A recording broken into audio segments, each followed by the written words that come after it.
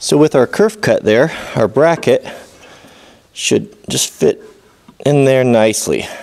Flush to the edge, we got the angle iron on there. That will hold good. Nice clean install. And this is cut at a 45. All this will be cleared in here in a minute. So we need to drill a hole for the through bolt. So we'll flush this here, and then we can mark this here on both sides so that there's no guesswork here.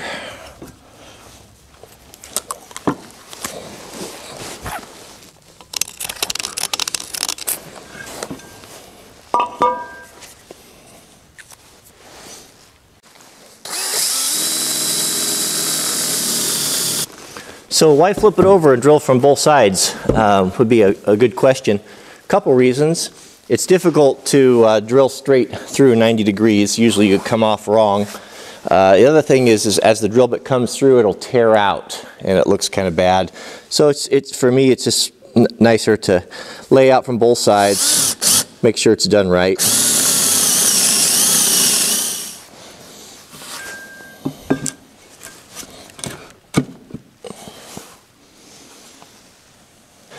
So with our hole drilled, we're ready to put our bolt through. I have searched high and low. I've went through everything. I do not have a 3/4 inch bolt that is will fit for this. I found this one here, but the threads don't go long enough and I can't tighten it up. So what I'm going to do is it's easier for me just to re-tap this than to drive all the way into town. You can see right there the threads stop. And they need to come down another half inch or so. So let's just take this over. I'll kind of show you how to tap a bolt or increase the threads, and then we should be back in business. So this is my large tap and die set. The Little Giant, made in, what's it, Greenfield, Massachusetts, USA. A wooden box. How old do you think that is? This was a gift from my neighbor. He gave it to me a couple years ago. I've never used it. This is a big set. This will do 1/4 inch to 3/4 inch, pretty heavy duty. So a tap is what you use to make the female threads. This is a tap here. This is typically the tool. You'd put that in there and you can drill a hole and then you can cut your own threads. A die cuts the male threads. That's the female section right here. So this is the 3/4 inch die. You can see right here they'll be labeled. This is NC.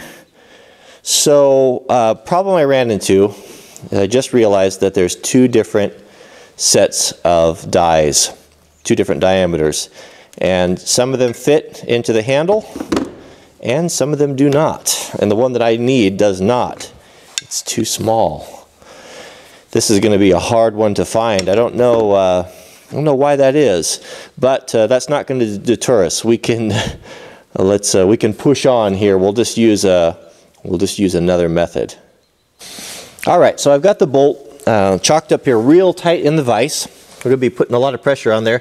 It's really important, critical, that we use a good cutting fluid. A cutting fluid is like an oil, but it's not an oil because it doesn't lubricate as it doesn't have the visc. I don't know all the. I probably shouldn't even talk about it. Just use cutting fluid. I don't know enough about it to even have an opinion here. We'll thread our tap on.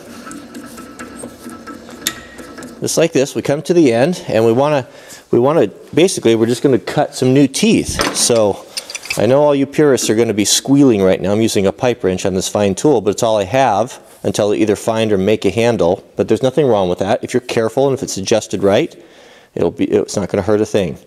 So as we tap, we'll bring it down here until we bottom out. We run out of the threads, right? And then we're going to cut.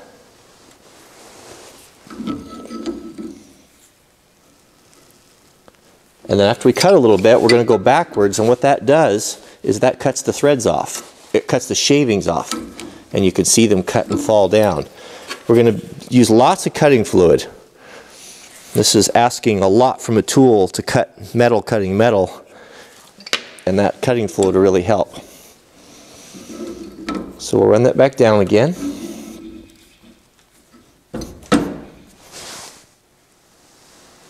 I can see the shavings. It's cutting nicely.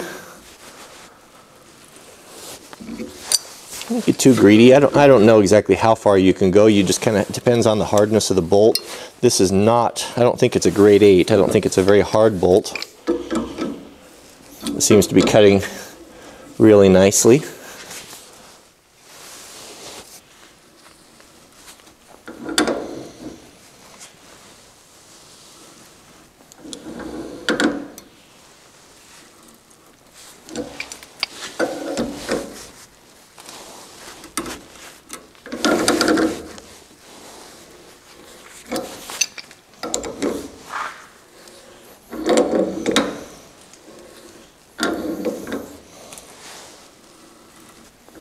So I've added about 3/4 of an inch to the length of the threads, and now we can take it off and see how our threads look. I don't know if this type of thing is interesting to you guys. If I know the series is kind of about tree houses, and let me know if this is going too slow, or if these are things you're just not really interested in seeing. If you just like to see the actual building, I'm happy to do that. It's interesting to me, so I just kind of automatically assume that it's interesting to everyone else, but that may not be the case.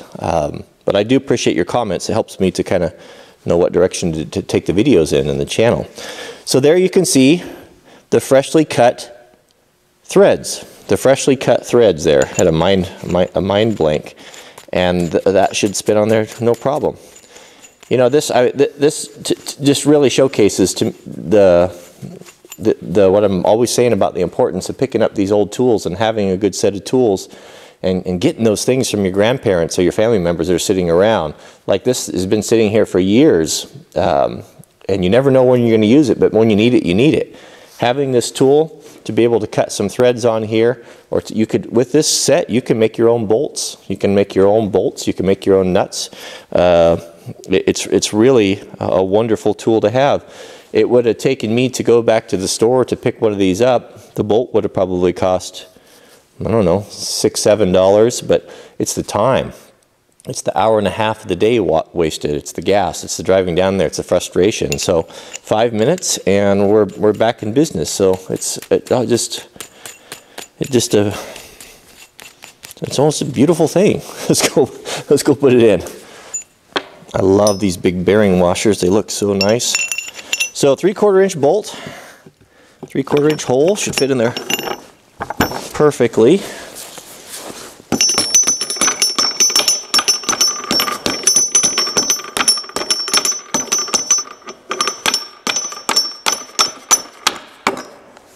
Now, of course, that's going to be too long, but that's all right. Once we get it all tightened down and everything done, then we'll just take and cut that off. But that's not going to hurt us right now.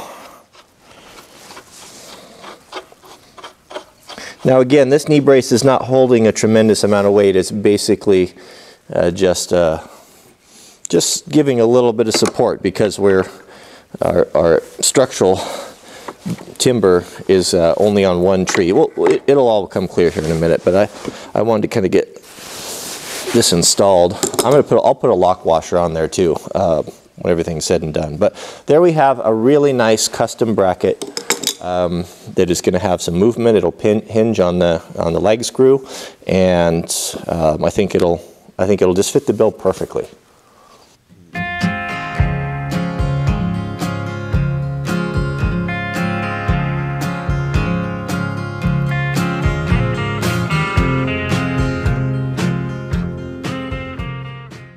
Which I have right here, right? Could we not simply take out?